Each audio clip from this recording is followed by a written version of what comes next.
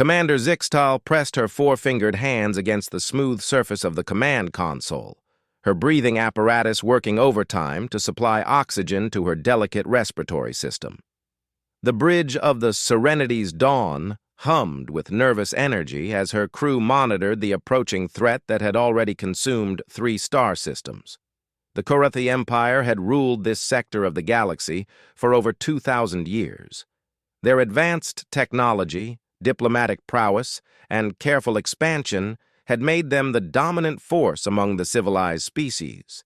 They had never needed to fight a real war. Their conflicts were settled through negotiations, economic pressure, or at worst, small skirmishes with pirates and raiders. But this was different. This was something none of them had ever imagined. "Status report," Zixtal commanded, her translator implant converting her melodic language into the standard galactic tongue that her mixed-species crew understood. Lieutenant Hovran, a insectoid Kethran with delicate wings and compound eyes, turned from his sensor station. His mandibles clicked nervously as he spoke. "Commander, the Devourers have reached the Kepler 442 system. All 3 inhabited worlds are gone." Silence fell across the bridge like a heavy blanket. Gone didn't mean destroyed or conquered. Gone meant consumed. Stripped down to bare rock, every trace of life, atmosphere, and resources absorbed by the mechanical nightmare that called itself the Collective. The Devourers had appeared 6 months ago at the edge of known space. At first, the Galactic Council had dismissed reports from frontier colonies as exaggerated tales of mechanical monsters. The galaxy was full of automated defense systems left behind by dead civilizations. Most were easily disabled or avoided. But these machines were different. They learned, they adapted, they consumed everything in their path and grew stronger with each world they devoured. Entire fleets had vanished without sending even a distress signal. The machines absorbed not just raw materials, but knowledge, technology, and tactical data from everything they encountered. "What's our current position?" Zixtal asked, though she already knew the answer would not comfort her. "We're holding at the edge of the Altair system," replied Navigator Thys, a tall, ethereal Veslani whose pale blue skin seemed to glow under the bridge lights. "The evacuation fleet is still loading civilians from the orbital stations." Through the massive viewport, Zixtal could see the chaos unfolding around them. Hundreds of ships of all sizes and configurations struggled to maintain order as they loaded refugees. Passenger liners, cargo freighters, even luxury yachts had been pressed into service. The elegant, organized efficiency that the Korathi took pride in had crumbled into barely controlled panic. "How many more ships do we need to wait for?" she asked. 63 civilian vessels are still loading," Thys replied, his fingers dancing across holographic displays. "But, Commander, our scouts report the Devourer Vanguard will reach the outer system in 18 hours. 18 hours. Zixtal had seen the tactical recordings from previous encounters. When the Devourers arrived at a system, they moved with terrifying purpose. Their ships were massive, irregularly shaped constructs that seemed to grow and reshape themselves as they traveled. They deployed smaller hunter units that could chase down any ship trying to escape. No one had ever successfully defended against them. The best anyone had managed was buying time for evacuation fleets to escape, and even that usually failed. "Sir?" Communications Officer Detmar spoke up, his scaled reptilian features showing the strain everyone felt. "I'm receiving a priority transmission from Fleet Admiral Kethnos." On screen, the main display shimmered and revealed the familiar face of Admiral Kethnos, the supreme commander of all Korathi military forces. His usually pristine appearance looked haggard, his ceremonial robes wrinkled and stained. Behind him, Zixtal could see the chaos of what must be the main war room, with officers rushing between stations and holographic displays showing the steady advance of red markers representing Devourer forces. "Commander Zixtal," The Admiral's voice carried the weight of defeat. "I'm updating your orders. Abandon the Altair system immediately and proceed to Rally Point Sigma." "Sir, we still have civilian ships loading refugees." "That's an order, Commander." The Admiral's composure cracked for a moment before he controlled himself. "We've received confirmation that the main Devourer fleet is moving faster than expected. They'll reach Altair in 12 hours, not 18. Zixtal felt her heart sink. Leaving meant condemning millions of beings to certain death, but staying meant her ship would be consumed along with them, accomplishing nothing. "Admiral," she said carefully, "what about the distress beacon we sent to the Outer Rim territories? Any response from the unknown ship configurations that were detected in the frontier sectors?" The Admiral shook his head. "No response to our calls for assistance. And frankly, Commander, what could primitive frontier colonies do that our combined fleets cannot? We're dealing with technology beyond anything in our databases." It was true, of course. The Quirathi had been monitoring strange energy signatures from unexplored regions beyond their borders for several years. Long-range sensors had detected what appeared to be large fleets of unknown design, but attempts at contact had been ignored. Most analysts assumed they were either automated systems or isolationist species that wanted nothing to do with galactic civilization.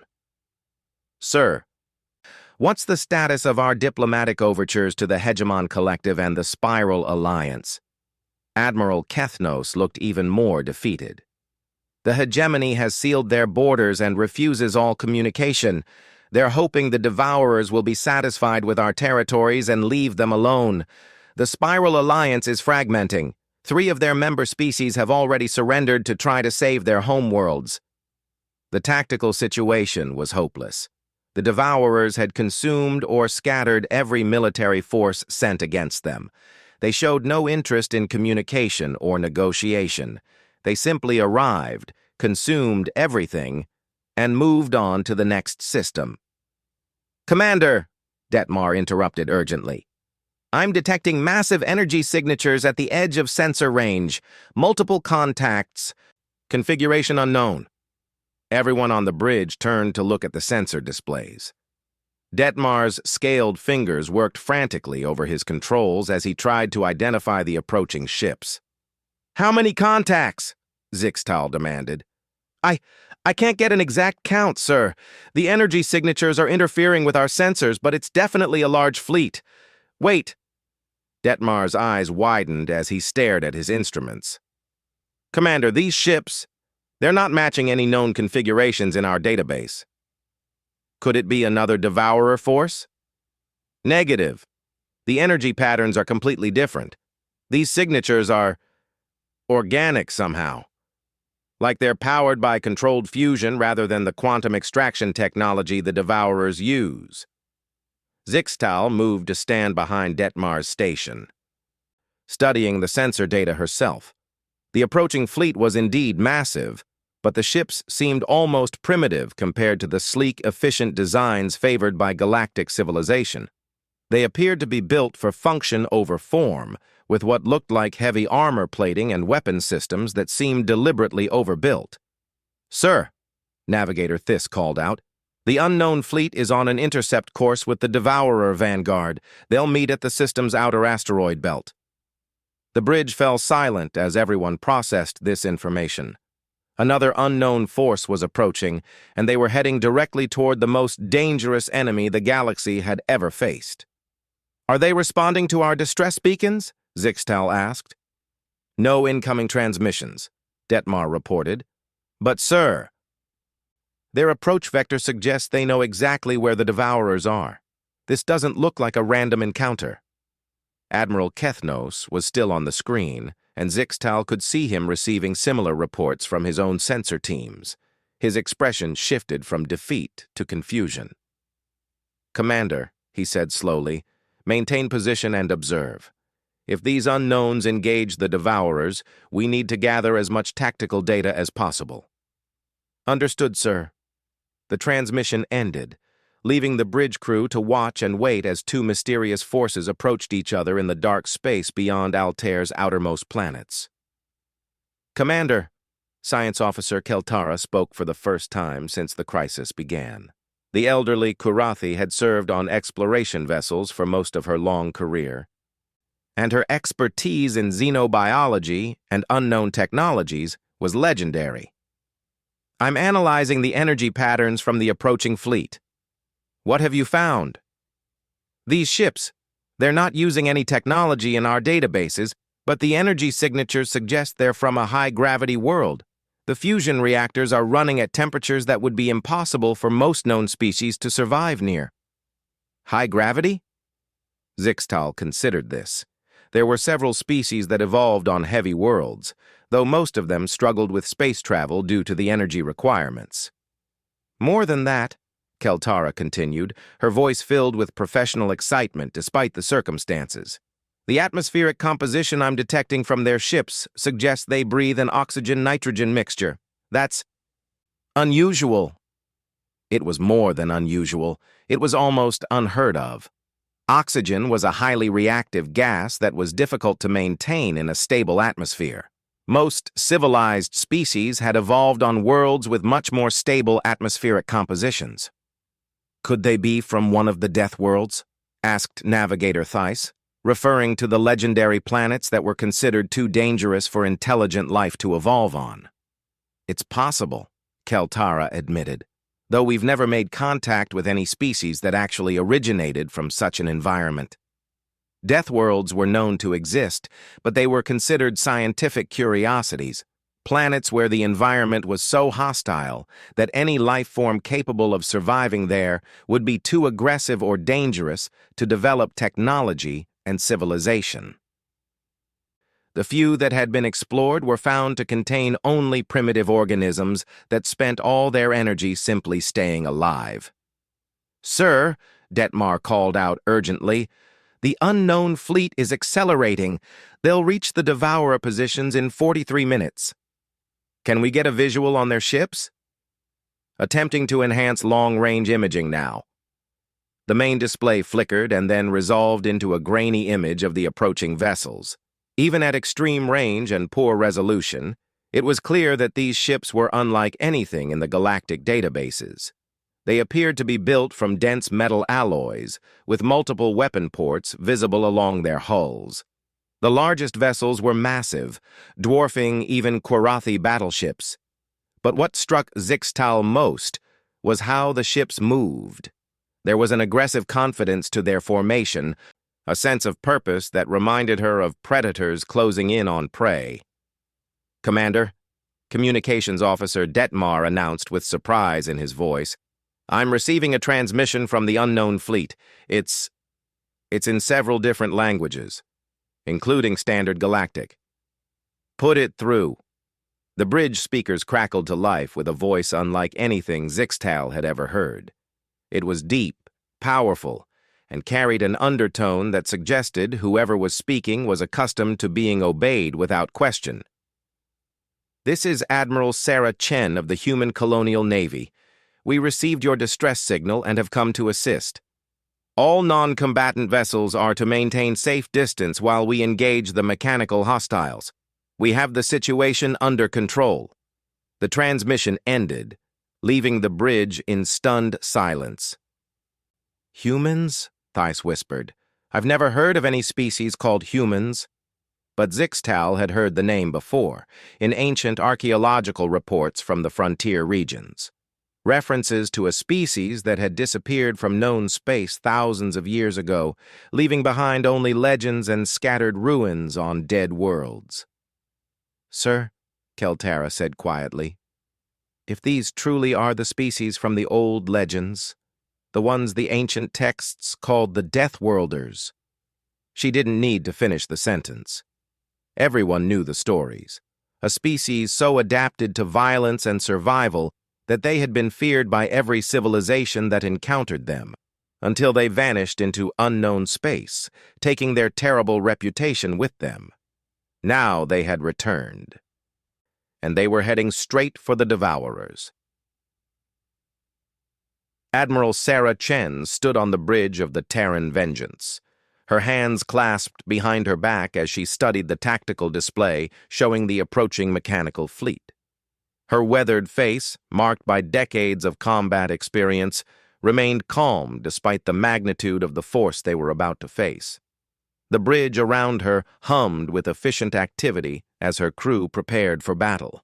Unlike the elegant, quiet efficiency of Galactic Council ships, the human vessel thrummed with raw power.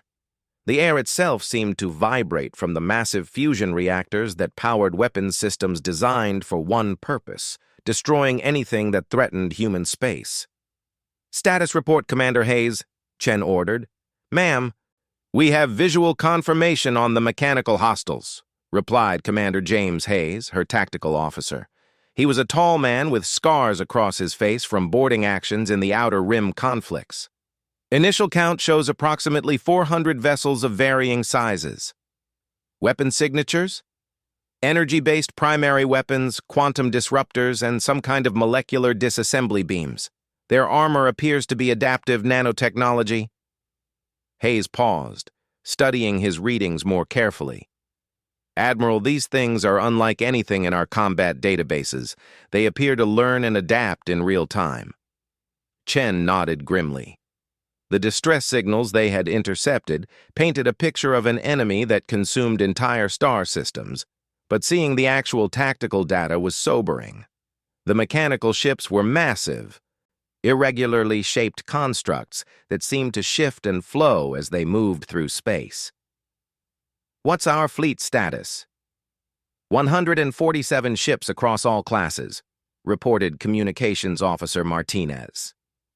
"The Yamato, Bismarck, and Hood are in position with the main battle group. Destroyer squadrons are forming up for hit-and-run attacks." Chen allowed herself a small smile. Those were good odds by human standards. They had faced worse in the wars that drove them from the inner galaxy centuries ago. "Open a channel to all ships," she commanded. "Channel open, Admiral." "All vessels. This is Admiral Chen. Our long-range scouts confirm that we're facing a mechanical intelligence that has already consumed millions of innocent lives. These machines show no interest in communication or mercy. They exist only to consume and grow stronger." Her voice carried the authority of someone who had led fleets through the worst conflicts humanity had ever faced. "We are the only thing standing between these monsters and the complete destruction of galactic civilization." She paused, looking around at her bridge crew. Each face showed the same determined expression that had carried humanity through centuries of warfare. "I know many of you remember why we left the inner galaxy. We were called monsters, feared for our nature as Deathworlders. Today, let's remind the galaxy why Earth forged us into the weapon we became. Show them that sometimes you need monsters to fight monsters." "Hurrah!" came the response from across the bridge, echoed by similar shouts from the other ships in the fleet. "Take us in." "Full attack formation," Chen ordered. The human fleet moved forward with a precision that would have impressed even Korathi naval strategists. But where Galactic Council fleets moved with careful, calculated maneuvers designed to minimize risk, the humans approached like a pack of predators closing for the kill. At the edge of sensor range, Commander Zixtal watched the approaching engagement with fascination and growing amazement. Her science officer, Keltara, had been running continuous scans on the human ships since they arrived. "Commander," Keltara reported, her voice filled with awe, "I'm detecting energy signatures that are off our measurement scales. Their weapons are outputting more power than our main battle cruiser's entire reactor systems." "How is that possible?" Zixtal asked. "They're fusion reactors. They're running at temperatures that should melt their ships' hulls. The humans must have developed materials and engineering techniques far beyond our current technology." On the main display, the two fleets were now close enough for detailed visual observation. The contrast was striking. The Devourer ships moved in perfect formation, their adaptive hulls flowing and reshaping themselves as they calculated optimal attack configurations. They looked like mechanical evolution in action, constantly improving themselves. The human ships looked like instruments of war from a more primitive age. Their hulls were thick, angular slabs of armor plating. Weapon systems were mounted in obvious positions rather than hidden behind elegant panels. Everything about their design suggested a species that expected to be shot at and had built their ships accordingly. "Sir," Detmar called out, "both fleets are within weapons range. Engagement beginning now." The first exchange of fire lit up space like a miniature star going nova. The Devourers opened with their signature quantum disruptor beams, weapons that could tear apart matter at the molecular level. The beams lanced out in perfect geometrical patterns, designed to overwhelm any defense through sheer mathematical precision. The human response was immediate and overwhelming. Where the Devourers fired precise, efficient energy beams, the humans unleashed a storm of destruction that defied all tactical logic. Missile clusters erupted from hidden launch bays, filling space with thousands of independently guided warheads. Particle cannons that seemed too large for the ships carrying them spat streams of accelerated matter that could crack planets. But most shocking of all were the kinetic weapons. "By the eternal void," Keltara whispered as she watched her sensor readings. "They're firing solid projectiles at significant fractions of light speed." Solid projectiles? Zixtal had never heard of such a primitive weapon being used in space combat. Depleted uranium shells, accelerated by magnetic rails to 0.4 light speed. The kinetic energy output is, she paused, checking her calculations again, equivalent to antimatter warheads. The first salvo struck the Devourer formation like a hammer blow. The mechanical ship's adaptive armor, designed to absorb and redirect energy weapons, proved useless against simple kinetic force. Ships that had shrugged off the combined firepower of entire Kwarathi battle fleets were torn apart by what amounted to very fast rocks. But the Devourers adapted quickly.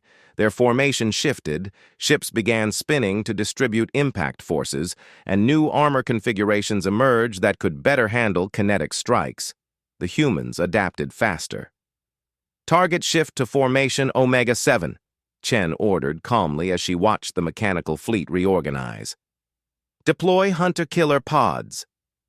"Ma'am, the enemy has adapted to our kinetic rounds," Commander Hayes reported.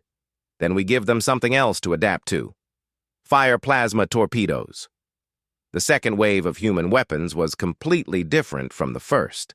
Instead of solid projectiles, the ships launched what appeared to be miniature suns. The plasma torpedoes flew on unpredictable courses, guided by human pilots who flew them like atmospheric fighters, despite being in the vacuum of space. The Devourers tried to intercept the torpedoes with point defense systems, but the human weapons moved like living things, dodging and weaving through defensive fire before detonating in brilliant flashes that consumed entire mechanical vessels. "How are they controlling those weapons?" Thais asked in amazement. Keltara's answer was barely a whisper. "Life signs. There are human pilots inside those torpedoes." The implications hit the bridge crew like a physical blow. The humans were using crude weapons, sending their own people to die in direct attacks against enemy ships. It was a level of tactical ruthlessness that no civilized species would consider. But it was working. The Devourer fleet, which had carved through the galaxy's finest military forces without slowing down, was being systematically destroyed by humans who fought like the mechanical intelligences were just another day at the office. "Sir," Detmar announced, "I'm receiving another transmission from the human fleet." "Put it through." Admiral Chen's voice came through the speakers again, but now it was being transmitted on multiple channels simultaneously. "Kwarathi vessels, this is Admiral Chen. We're going to need you to coordinate civilian evacuations from any systems within 10 light years of here. When we're done with these machines, there's going to be a lot of debris, and some of it will be radioactive." The casual confidence in her voice was staggering. She was discussing post-battle cleanup while still engaged in a fight against an enemy that had conquered half the galaxy. "Admiral Chen," Zixtal found herself responding, "this is Commander Zixtal of the Serenity's Dawn. How can we assist your fleet?" "Just stay back and keep your people safe, Commander. We've got this under control." Under control seemed like an understatement. The human fleet had scattered into smaller squadrons that attacked the mechanical ships from multiple angles simultaneously. Each squadron fought independently, but their attacks were perfectly coordinated to prevent the Devourers from concentrating their forces. The mechanical ships tried to use their superior numbers to surround individual human vessels, but the humans seemed to have anticipated this. Ships that appeared isolated suddenly revealed that they were bait, luring groups of Devourers into carefully prepared kill zones where hidden human vessels could attack from ambush. "Commander," Keltara reported with growing excitement, "the humans are using gravitational weapons." Gravitational weapons? "They're somehow manipulating local space-time to create artificial gravity wells. Watch this." On the main display, a group of Devourer ships converged on what appeared to be a damaged human destroyer. Just as they moved in for the kill, space itself seemed to twist around them. The mechanical ships were pulled together by an invisible force and crushed into a single ball of twisted metal. How is that possible? I don't know. The energy requirements should be beyond any portable reactor system. But the humans weren't just using exotic weapons. They were using conventional tactics that no other species had ever considered. Human ships deliberately rammed into mechanical vessels, their heavily armored hulls designed to survive the impact while crippling their targets. Boarding pods launched from human vessels and attached to Devourer ships, disgorging teams of soldiers who fought hand-to-hand in the corridors of enemy vessels. "Life sign readings from inside the mechanical ships," Keltara reported with disbelief.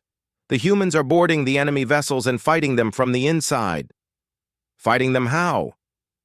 "I'm detecting explosions, energy weapon discharges, and—" She paused, checking her readings again. "Chemical projectile weapons. Are they using gunpowder-based firearms?" It was impossible to believe, but the evidence was right there on the sensors. Human soldiers were inside the Devourer ships, fighting mechanical intelligences with weapons that predated spaceflight. And they were winning. The tide of battle had completely reversed. Where the Devourers had approached as an unstoppable force of mechanical perfection, they were now being systematically dismantled by humans who fought with a creativity and ruthlessness that their programming couldn't counter. "Sir," Detmar called out urgently, "massive energy spike from the lead Devourer vessel. They're powering some kind of superweapon." The largest mechanical ship, a construct the size of a small moon, began to glow with energy that registered beyond the Serenity's Dawn's sensor capacity. Weapon ports opened along its hull, revealing a cannon that looked capable of destroying entire planets. "Human fleet! Massive weapon charging on the lead enemy vessel!" Zixtal transmitted on the emergency channel. Admiral Chen's response was immediate and utterly calm. "Roger that. Serenity's Dawn. We see it. Admiral, that weapon appears capable of destroying your entire fleet. Not if we destroy it first. All vessels, execute Protocol Omega." What happened next defied every principle of space combat that the Galactic Council had ever developed. The entire human fleet stopped maneuvering and formed into a single line, all ships pointing directly at the massive Devourer vessel. For a moment, they hung motionless in space like an arrow aimed at the heart of the enemy formation. Then they fired everything at once. Every human ship unleashed its full arsenal simultaneously. The combined firepower was so intense that it created a visible beam of destruction that cut through space like a sword made of light itself. The energy release was so massive that it briefly outshone the system's star. The beam struck the Devourer superweapon just as it finished charging. The explosion that followed turned night into day across 3 star systems. The explosion faded, leaving behind an expanding cloud of superheated plasma where the Devourer flagship had been. Across the battlefield, the remaining mechanical ships floated motionless, their adaptive systems apparently overwhelmed by the loss of their command vessel. Commander Zixtal stared at the tactical display in stunned silence. In less than 2 hours, the humans had accomplished what the combined forces of galactic civilization had failed to do in 6 months of warfare. The Devourer fleet that had carved through star systems like a knife through silk had been reduced to drifting scrap metal. Damage assessment. Admiral Chen's voice came through the communication channel, as calm as if she had just completed a routine training exercise. Yamato, reporting minor hull breaches on decks 7 through 9, came a response from one of the human vessels. Bismarck, here, we've got a damaged reactor coolant line, but nothing critical. Hood, sustained impact damage to port armor, but all weapon systems operational. Zixtal listened to the damage reports with growing amazement. The human ships had been in the thick of combat against weapons that could disintegrate matter at the molecular level, and they were reporting damage that sounded more like minor maintenance issues. Commander, Science Officer Keltara said quietly, I'm analyzing the debris from the battle.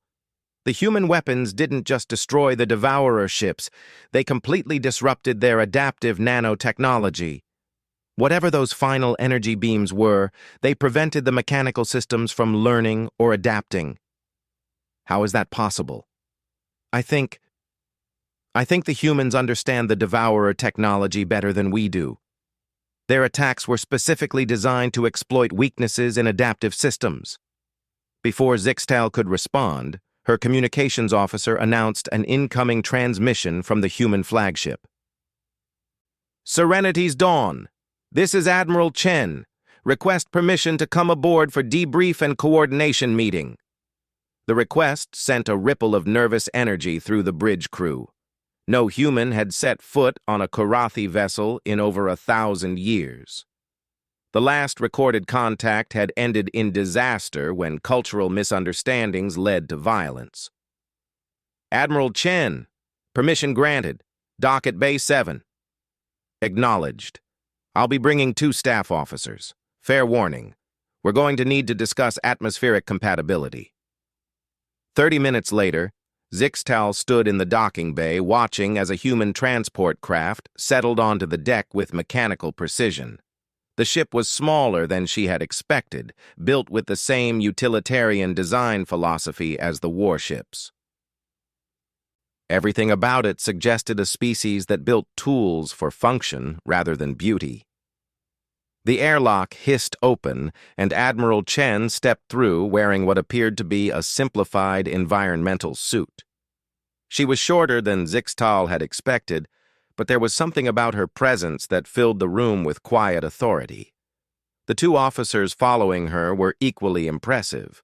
One was a tall, broad-shouldered man with scars across his face and arms that suggested a life spent in combat zones. The other was a woman with calculating eyes who seemed to be analyzing everything around her with the intensity of a scientist studying a new species. Commander Zixtal, Admiral Chen said, extending her hand in what Zixtal recognized as a human greeting gesture. Thank you for allowing us aboard. Zixtal carefully grasped the human's hand, surprised by the strength of the grip and the warmth of her skin. Despite the environmental suit, she could sense that humans operated at a higher body temperature than most galactic species. Admiral Chen, I am honored by your presence. Your arrival saved millions of lives. Just doing our job? Chen replied with what might have been modesty. This is Commander Hayes, my tactical officer, and Dr. Martinez, our xenotechnology specialist. As they moved through the corridors toward the conference room, Zixtal noticed that the humans moved differently than other species. Their steps were heavier, more grounded, and they seemed constantly alert to their surroundings. Even in the safe environment of a friendly ship, they carried themselves like predators, in potentially hostile territory. The conference room had been hastily reconfigured to accommodate different atmospheric requirements. A force field separated the human side of the table from the Kurathi side, allowing each species to breathe their native atmosphere. "Before we begin," Admiral Chen said as she settled into her chair, "I want to address the obvious question. Yes, we are the species your historical records call the Deathworlders. We've been monitoring galactic communications for centuries, and we know our reputation."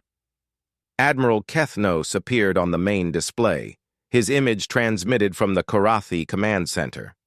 His expression showed a mixture of gratitude and uncertainty. "Admiral Chen," he began carefully, "the Galactic Council is deeply grateful for your intervention. But I must ask, why now? Why return to help us after so many centuries of isolation?" Chen leaned back in her chair, and for the first time since arriving, her expression showed something other than military professionalism. It might have been sadness. "Because we remember what happened the last time we tried to coexist with galactic civilization," she said quietly. "Your ancestors feared us. They called us monsters, barbarians, a danger to civilized society.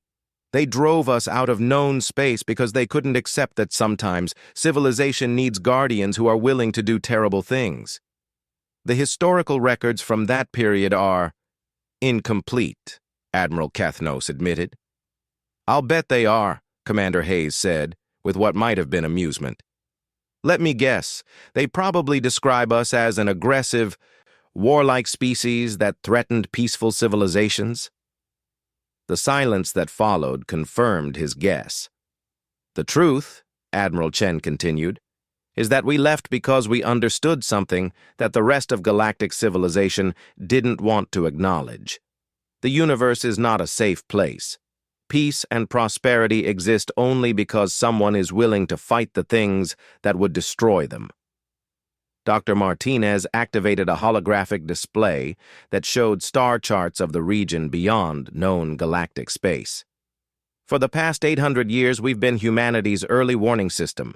We've fought off 3 different mechanical intelligences, 2 energy-based life forms that consumed stellar matter, and 1 species of sentient parasites that nearly broke through our defensive lines." "You've been protecting the galaxy this entire time?" Zixtal asked in amazement. "Someone had to," Chen replied simply. "We tried to warn the Council about some of these threats, but our messages were ignored or dismissed as propaganda designed to make us seem necessary. The Devourers," Commander Hayes added, "were actually the least dangerous enemy we've faced. They were just machines following programming. The energy-based entities were intelligent, creative, and actively malicious." The implications were staggering.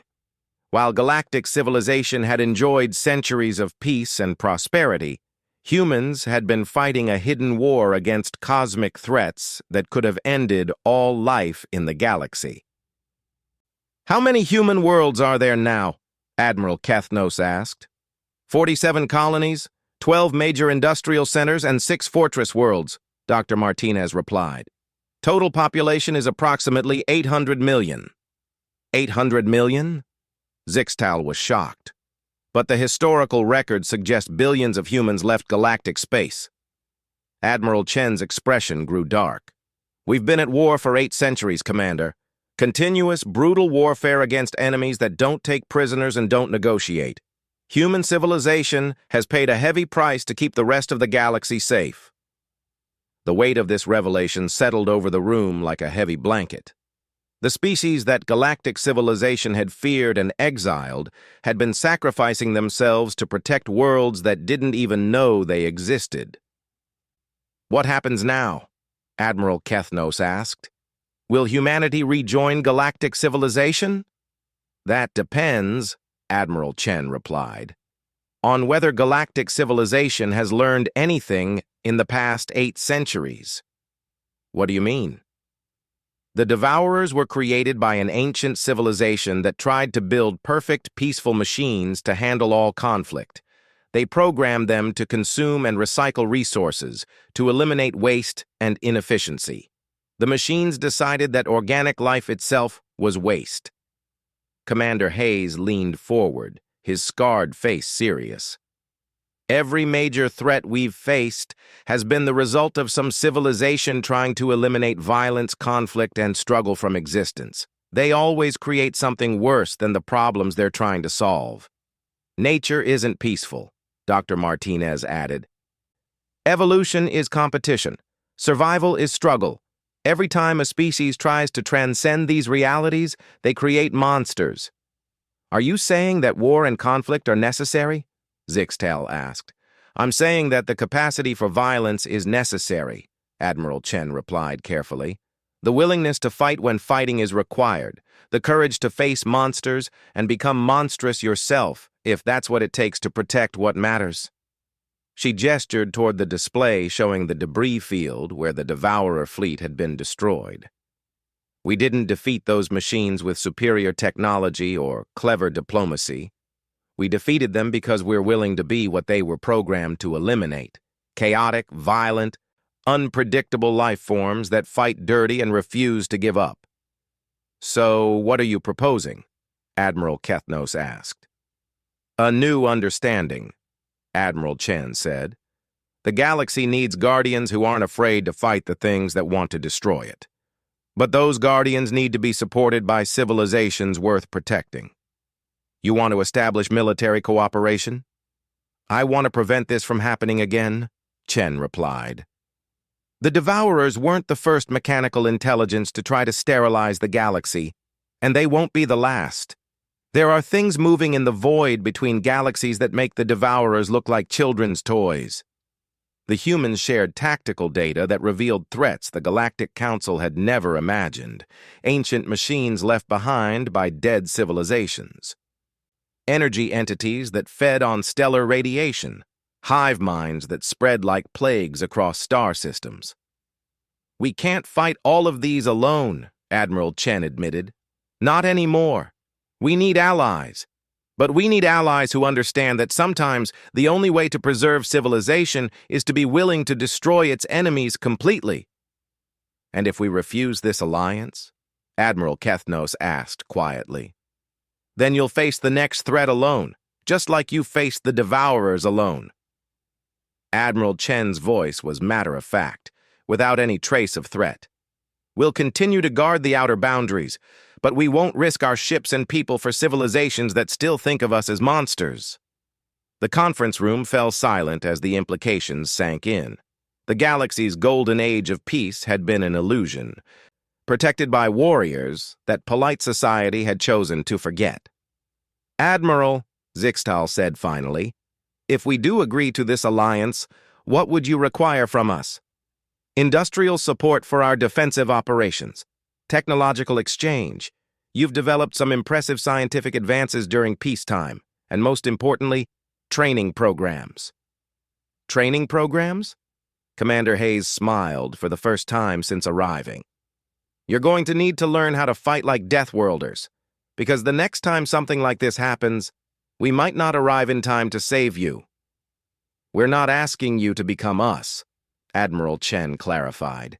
We're asking you to remember that civilization exists because your ancestors were willing to fight for it. That willingness can't be allowed to die out, no matter how peaceful things seem.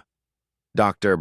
Martinez activated another display, this one showing ship designs that combined human military engineering with Galactic Council technological advances. We've prepared some preliminary designs for defensive platforms and training vessels, ships that can stand up to cosmic threats while still maintaining the diplomatic and scientific capabilities that make galactic civilization worth defending. Over the following hours, the details of the new alliance were hammered out. Human military advisors would work with Galactic Council forces to prepare for future threats. Industrial cooperation would support expanded defensive operations. Most importantly, the galaxy would acknowledge that peace required guardians who were willing to face the darkness beyond the stars. As the conference concluded, Admiral Chen stood and once again extended her hand to Zixtal. Welcome to the real universe, Commander, she said with something that might have been sympathy. It's more dangerous than your people remember, but it's also worth fighting for. Admiral, Zixtal replied as she gripped the human's hand. I'm beginning to understand why the ancient texts called your people the Deathworlders, but I think they got the meaning wrong. How so? They thought it meant you came from a world of death, but I think it really means you're the ones who bring death to the things that threaten life. Admiral Chen smiled, and for the first time since arriving, she looked less like a warrior and more like a guardian. Now you're starting to understand, she said. The galaxy is full of wonders worth protecting. Someone just has to be willing to fight for them. As the human delegation prepared to return to their ship, Zixtal watched them leave with a mixture of awe and relief. The galaxy had been saved, but more than that, it had rediscovered its protectors. The age of innocence was over. The age of vigilance had begun. And for the first time in centuries, the galaxy was truly safe.